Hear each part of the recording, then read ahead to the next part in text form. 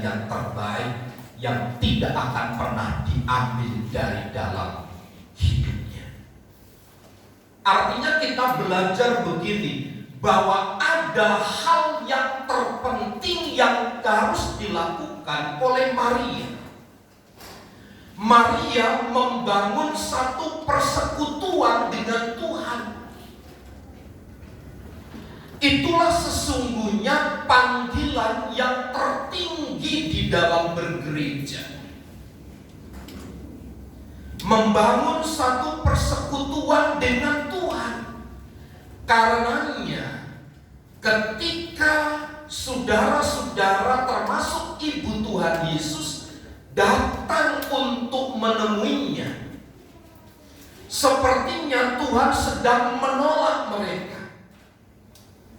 Bahkan mungkin ada pendapat Yesus sedang tidak menganggap bahwa Maria dan keluarganya itu sebagai sebuah saudara.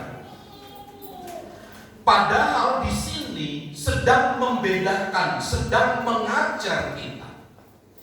Di dalam hidup kita itu ada prioritas. Di dalam hidup kita itu ada prioritas. Mana yang harus kita dahulukan.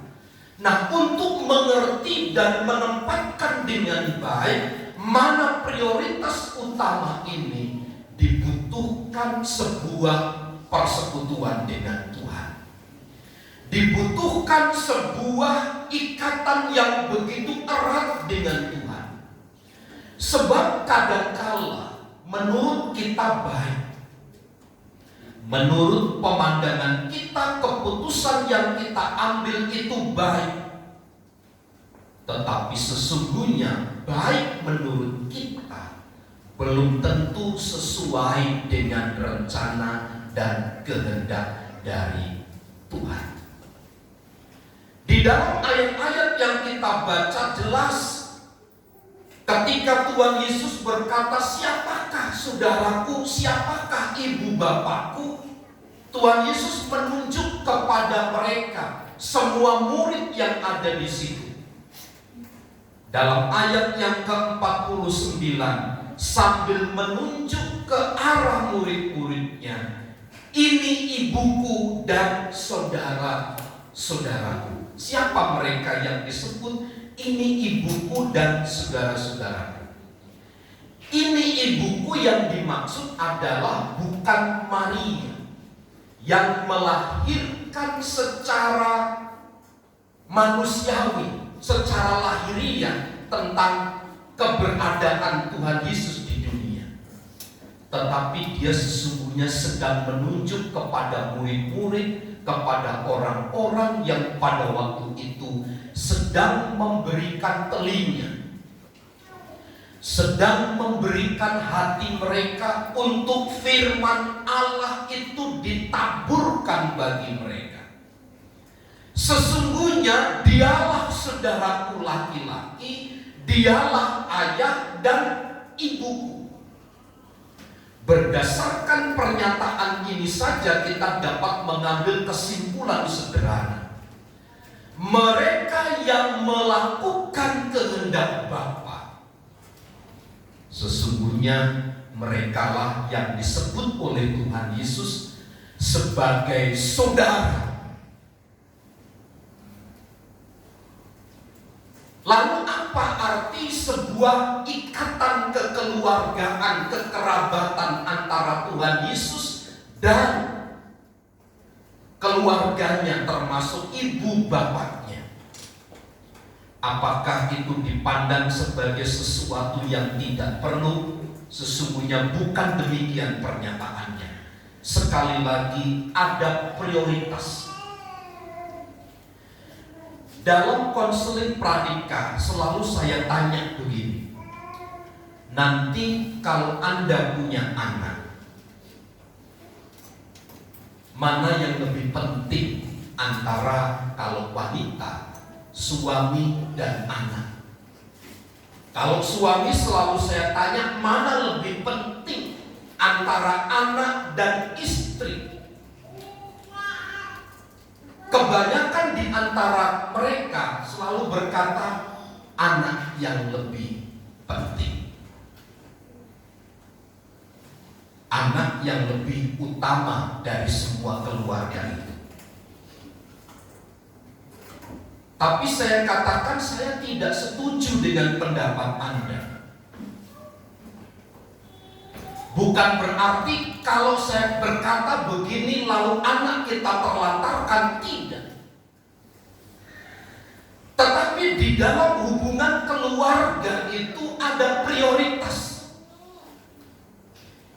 Bagi seorang suami, istri, dan anak, prioritas utama adalah pasangan hidup masing-masing. Itu prioritas. Sebab bagi bapak ibu yang sudah punya cucu, punya keluarga, akan paham dengan baik itu. Ketika nanti anak sudah menikah, keluar dari keluarga kita, yang ada kan tinggal berdua. Yang ada tinggal berdua, suami dan istri. Anak-anak sudah bersama dengan pasangan hidupnya masing-masing. Yang ada tinggal berdua, kemana-mana berdua, jalan kemana-mana berdua saja. Anak-anak sudah meninggalkan kita, dan anak-anak akan melangsungkan generasi yang demikian. Mereka harus mengutamakan pasangan hidupnya. Bukan berarti kalau saya katakan demikian, anak-anak yang sudah menikah, Anda harus melupakan orang tua. Tidak. Tetap orang tua merupakan tanggung jawab dari anak. Tetapi ada prioritas yang harus tetap dikedepankan. Ketika Tuhan Yesus berkhotbah, melihat keluarga ada di luar, ada seorang yang menyampaikan. Di luar ada keluarga, ada sanak saudara. Mana yang dipilih? Mana prioritas? Pemberitaan firman Allah yang menentukan hidup mati seseorang, atau hanya kepentingan manusiawi sesaat yang sifatnya fana itu terjaga dengan baik. Tentu ada prioritas yang Tuhan kerjakan. Apa? Menyampaikan berita itu menjadi sesuatu yang teramat penting. Inilah prioritas. Inilah prioritas utama. Dengan kata lain, sesungguhnya Tuhan Yesus tidak sedang menganggap rendah pertanian darah dengan Maria dan dengan saudara-saudaranya. Namun sesungguhnya Tuhan Yesus hanya tidak mau diganggu waktu dan kesempatan ini. Itu sebabnya baginya lebih penting hidup dalam persekutuan dengan mereka yang senantiasa melakukan kehendak Bapaknya, ketimbang hanya melangsungkan kehidupan yang rutinitas bersama dengan keluarga secara lahirnya. Nah, ada dua hal yang saya coba tekankan pada bagian ini, khususnya ayat 46 sampai ayat 50 tentang Yesus dan sanak saudaranya. Tujuan Yesus hadir di dunia adalah hanya untuk melakukan kehendak Bapaknya. Ini catatan yang terpenting yang harus kita lihat, kita tempatkan dengan baik. Kalau saja kita mengerti prinsip kehadiran Tuhan, bahwa Dia hanya melakukan kehendak Bapaknya saja, maka kita dapat mengerti seberapa besar, seberapa penting hubungan kekerabatan di dalam keluarga itu.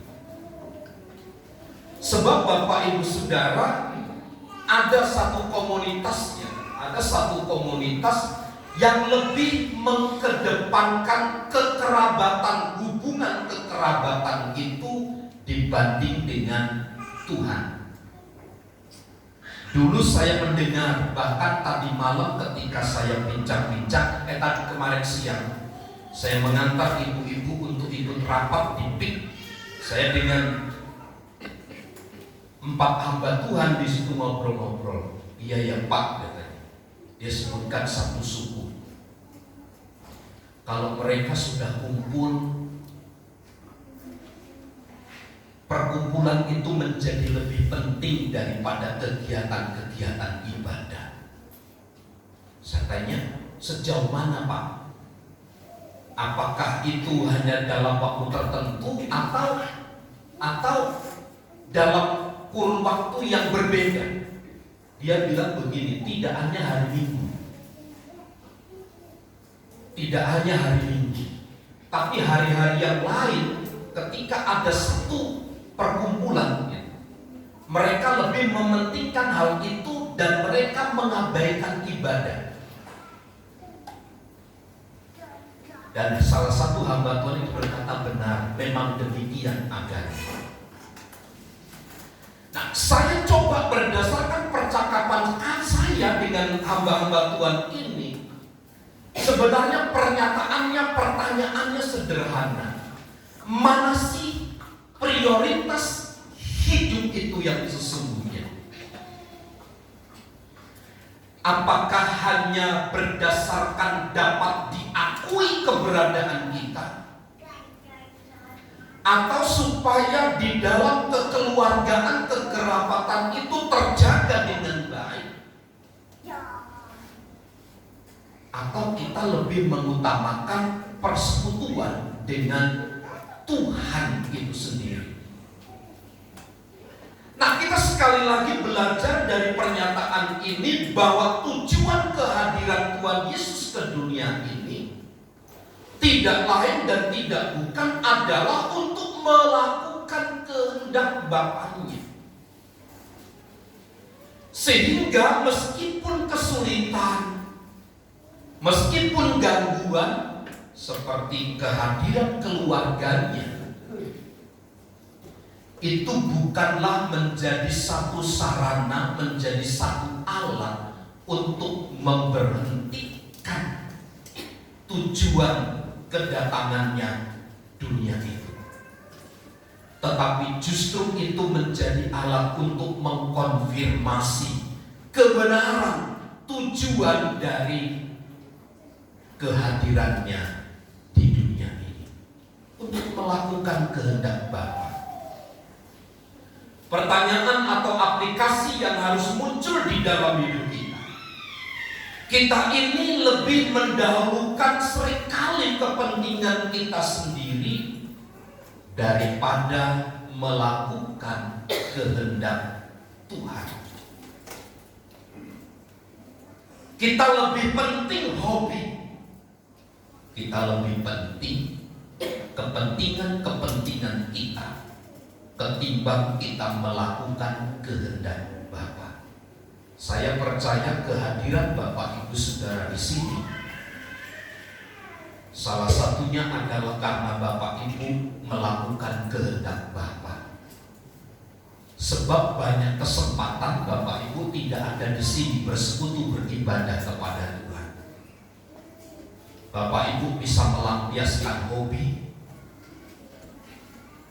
Bapak Ibu bisa melakukan kegiatan-kegiatan yang lain, Bapak Ibu bisa refreshing bersama dengan keluarga, Bapak Ibu bisa mengutamakan keluarga dan seterusnya. Tetapi mana prioritas yang sesungguhnya di dalam hidup kita ini? Dulu ada chat yang masuk ke Ibu Gembala. Isi chatnya begini, Gembala, ini kan lagi banjir. Apakah ibadah jam 8 masih ada? Lalu Ibu Gembala sampaikan, meskipun gak ada orang yang hadir, kami akan tetap ibadah. Meskipun banjir, meskipun ada halangan dan rintangan, tapi tetap ibadah harus ada. Nah, ini menunjukkan satu prioritas hidup. Bisa saja kan Bapak Ibu Saudara, ini hari Minggu, karena sepanjang 6 hari kita telah bekerja, lelah rasanya, penat dalam pekerjaan, penuh dengan tekanan. Minggu adalah saatnya betul refresh, istirahat total, tidak mau melakukan kegiatan. Saya kemarin mendengar ada seorang anak Tuhan, ketika didatangi hamba Tuhan, dia bilang begini, kok kamu sekarang katanya nggak pernah perpuluhan, dibilang begitu dalam perbincangan itu. Lalu dia bilang begini, saya belajar dari satu hamba Tuhan, Pak Om, katanya begitu, Om Tante. Kenapa hamba Tuhan ini mengajarkan tidak perpuluhan? Lalu hamba Tuhan ini sampaikan kepada saya, loh, salah. Dia tidak mengerti apa yang dimaksud dari pengajaran hamba Tuhan ini. Betul, hamba Tuhan tidak memberikan persepuluhan, tetapi hamba Tuhan itu memberikan 90% dari penghasilannya kepada Tuhan. Lalu saya tanya, 90% bisa enggak? Saya bilang gitu. 10% aja susah, apalagi 90%. Saya bilang dia salah, Pak. Menerapkan nilai kebenaran apa yang dia dengar. Salah. Dan dia menganggap itu satu kebenaran, makanya dia tidak mau melakukan itu. Itu satu kesalahan yang tidak dimengerti olehnya. Sekali lagi, prioritas.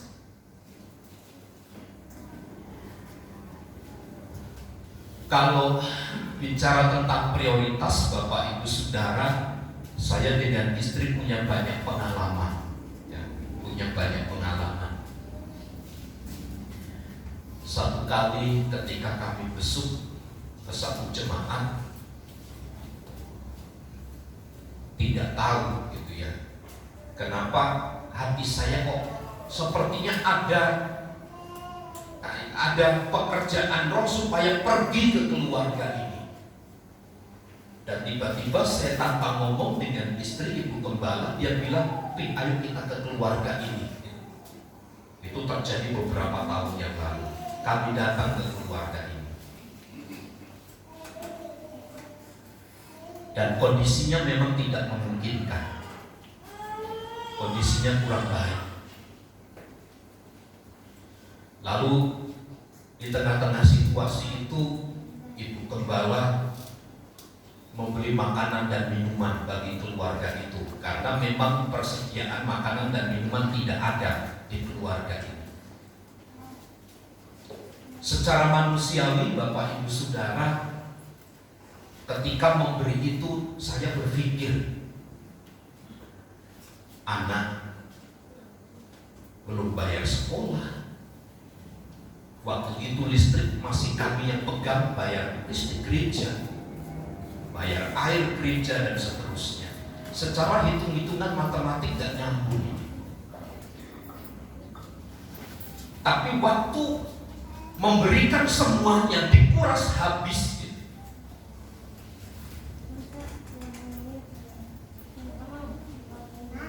Saya punya satu pelajaran yang berharga. Kebahagiaan, sukacita di dalam berbagi, memberi itu nikmat. Bapak Ibu Saudara, benar apa yang dikatakan oleh firman Tuhan. Terlebih memberi daripada menerima. Menerima itu gampang, Bapak Ibu. Tapi memberi itu penuh dengan pengorbanan. Sukacita antara memberi dan menerima itu lebih banyak sukacita memberinya. Lebih banyak sukacita memberi daripada menerima. Nah, sekali lagi ini bicara tentang prioritas. Mendahulukan kepentingan untuk melakukan kehendak Tuhan ketimbang untuk melakukan kepentingan diri sendiri. Nah, ini prioritas utama kita sebagai anak-anak Tuhan, sebagai gereja Tuhan.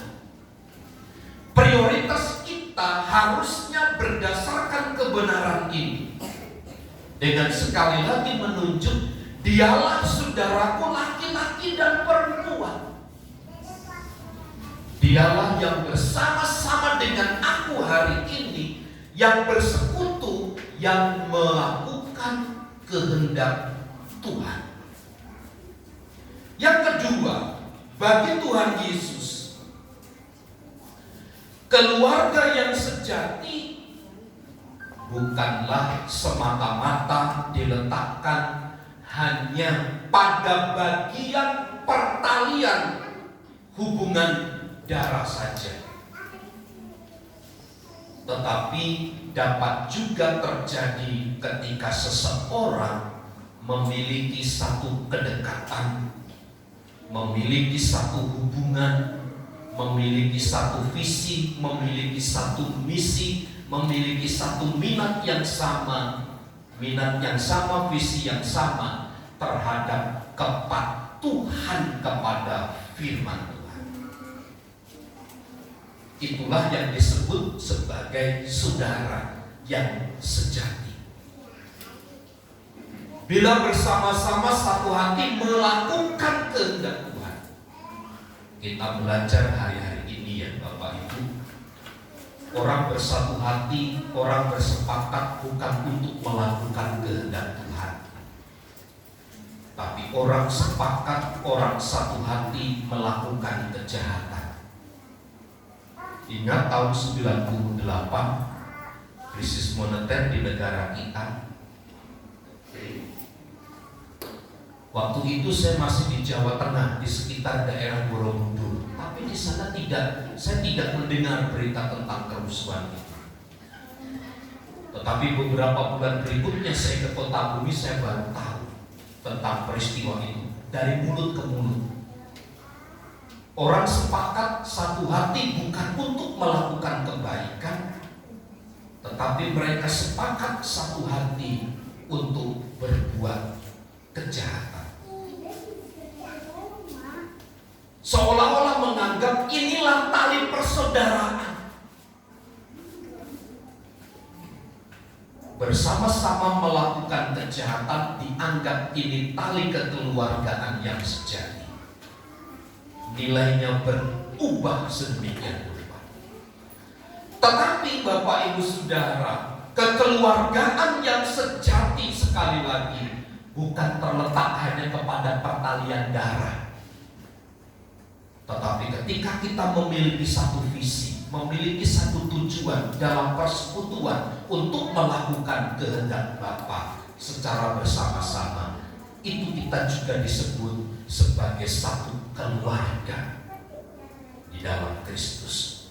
Karenanya tidak salah ketika di dalam komunitas kehidupan bergereja kita berkata, kau saudaraku, kau sahabatku, saudara dan keluarga di dalam Tuhan. Karena kita sepakat satu hati untuk bersama-sama melakukan kehendak Tuhan. Biarlah kiranya apa yang kita pelajari dari Matius 12 ayat 46 sampai 50 mengubah cara pandang paradigma kita, bahwa sesungguhnya di dalam hidup kita ini ada prioritas. Ada satu prioritas yang harus kita ubah. Kalau mungkin prioritas kita beberapa minggu yang lalu atau beberapa hari yang lalu bias, prioritas kita samar-samar, mungkin bahkan kita tidak tahu mana sih yang terpenting di antara penting ini. Mana sih yang harus saya utamakan di antara yang utama ini. Tapi hari ini kita punya satu panduan yang baik berdasarkan firman Tuhan. Prioritas utama Tuhan Yesus adalah melakukan kehendak Bapa-Nya. Hendaklah demikian bagi kita sebagai umat-umat Tuhan. Tuhan Yesus memberkati kita sekalian dengan kuasa firman-Nya. Saya mengundang pelayan musik untuk maju ke depan. Kita menyanyi satu pujian, Seringku Tak Mengerti Jalan-Jalan Tuhan. Mari kita menyanyikan pujian ini sebagai satu bentuk permohonan kita kepada Tuhan, agar Tuhan memberikan kekuatan dan kemampuan kepada kita untuk kita dapat mengerti prioritas hidup kita sesungguhnya adalah melakukan kehendak Tuhan.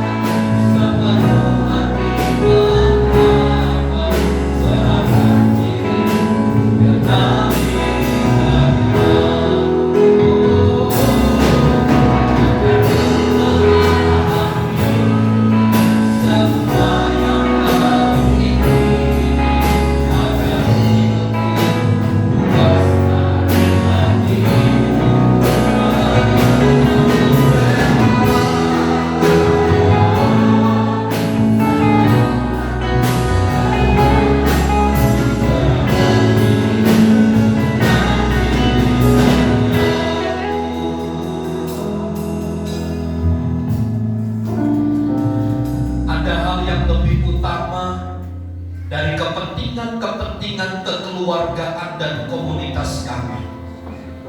Ada hal yang lebih penting dari semua kepentingan hidup kita secara pribadi, yaitu sebuah persekutuan untuk melakukan kehendak Tuhan. Biarlah setiap firman Allah yang kita dengar pagi hari ini dapat menuntun dan mengarahkan kita untuk melihat ada satu prioritas yang sesungguhnya seringkali kita lupa, kita tinggalkan, bahkan seringkali kita abaikan. Prioritas hidup kita adalah melakukan kehendak Tuhan. Bagaimana firman Allah itu mengisi hidup kita, bagaimana kita melakukan kehendak Tuhan. Ketika Tuhan menjadi prioritas utama kita, ketika Tuhan menjadi yang terutama di dalam hidup kita, maka hidup kita akan diberkati dengan berlimpah.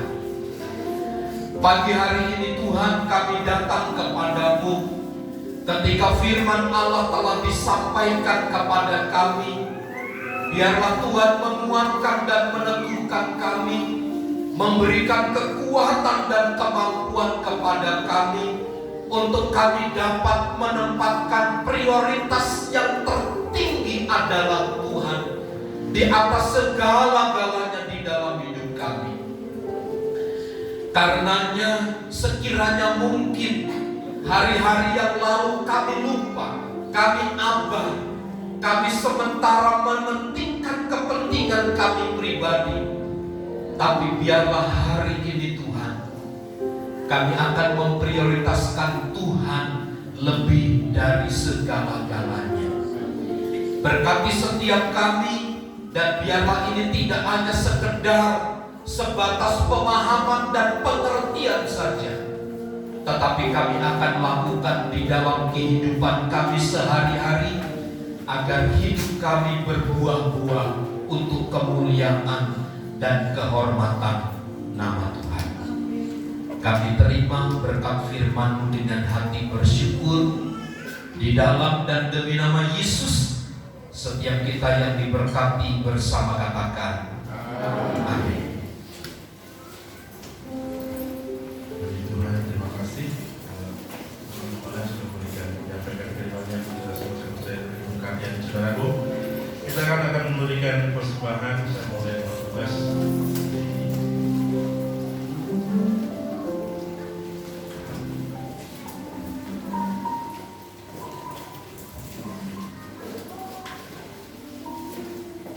Mari bersama dalam doa.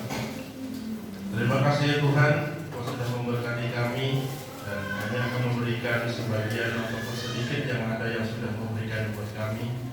Dan ya Tuhan, Kau menyucikan setiap tangan kami, hati kami, supaya kami diberkati oleh Engkau ya Tuhan. Terima kasih Bapa, kami siap memberi dengan rasa ucapan syukur. Di dalam nama Tuhan Yesus kami berdoa. Amin. Kita dan cara Tuhan.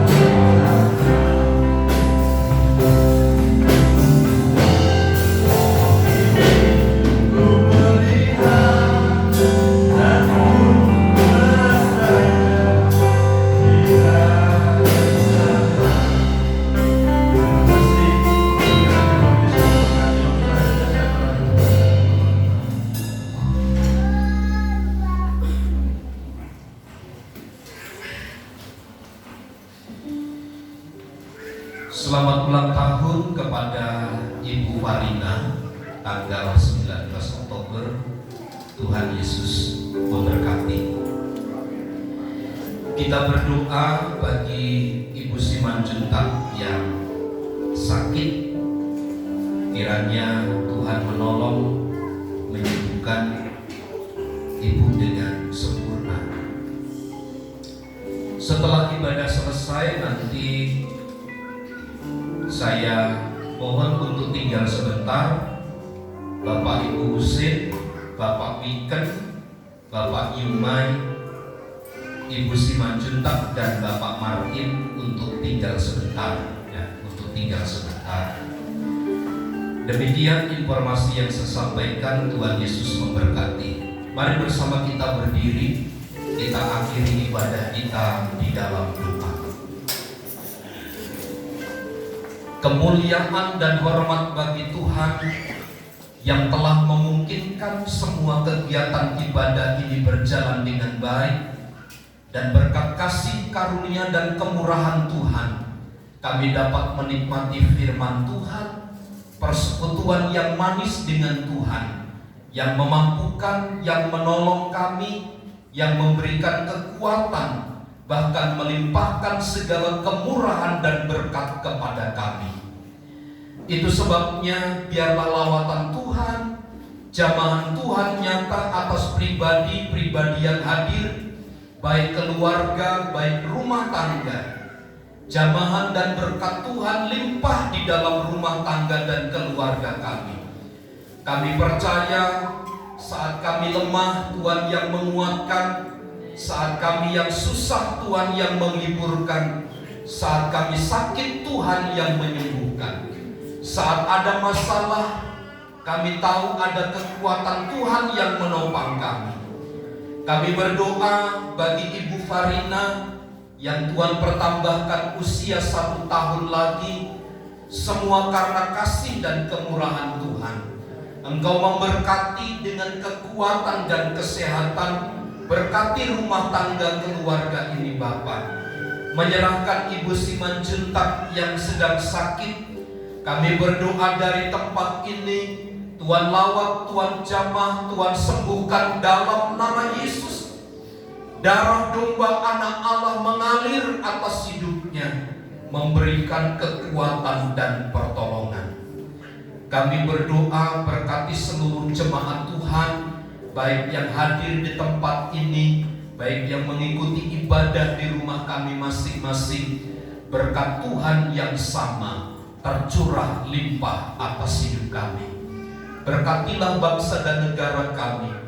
Berkatilah pemerintahan kami dari pusat sampai daerah. Berkati pula gereja-gereja Tuhan dimanapun berada. Kemuliaan hanya bagi Tuhan. Di dalam nama Yesus kami berdoa. Mari saudaraku, angkat tanganmu dan terimalah berkat Tuhan. Tuhan memberkati dan melindungi engkau. Tuhan menyinari engkau dengan wajah-Nya dan memberi engkau kasih karunia.